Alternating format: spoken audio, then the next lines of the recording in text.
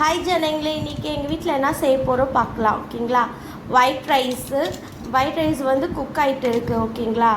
இது white rice cook ஆகி முடிச்சிட்டோன்னே next நம்ம வந்து சாம்பார் செய்ய போகிறேன். நான் சுரக்காய் சாம்பார் பாசிப்பருப்பு போட்டுக்கினேன்.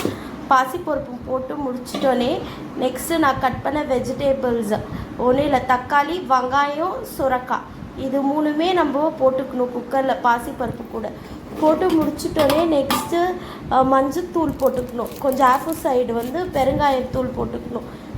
நெக்ஸ்ட்டு மஞ்சத்தூள், நெக்ஸ்ட்டு சாம்பார் தூள் போட்டுட்டோன்னே நம்மளுக்கு எவ்வளோ உப்பு வேணுமோ போட்டுக்கலாம் நம்ம.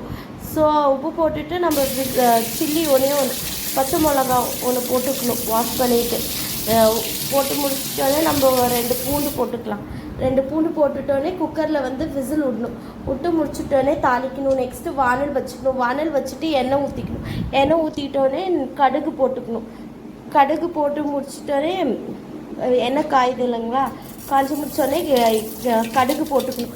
கடுகு போட்டோடனே நெக்ஸ்ட்டு கருவேப்பிலை போட்டுக்கணும். நம்மளுக்கு எவ்வளோ வேணுமோ கருவேப்பிலை போட்டுட்டோன்னே இந்த சாம்பாரை ஊற்றிட்டு நான் அப்போயே உப்பு போடணும். ஸோ நான் இப்போ போட்டுக்கிறேன். ஸோ எனக்கு டேஸ்ட் பண்ணுறதுக்கு தெரியும் அது. ஸோ இப்போ நான் டேஸ்ட் பண்ணி பார்த்துக்குவேன்.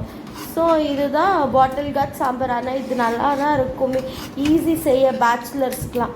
ஸோ இது easy and comfortable food and இது ஹெல்தி கூட பாட்டில் கார்ட். ஸோ இப்போ சம்மர் ஸ்டார்ட் ஆகிடுச்சிங்களா. ஸோ நம்ம வந்து இதாக எடுத்துக்கணும். எக்கு நெக்ஸ்ட்டு, அப்புறம் கூஸ்பெர்ரி சம்மந்தி. இதுதான்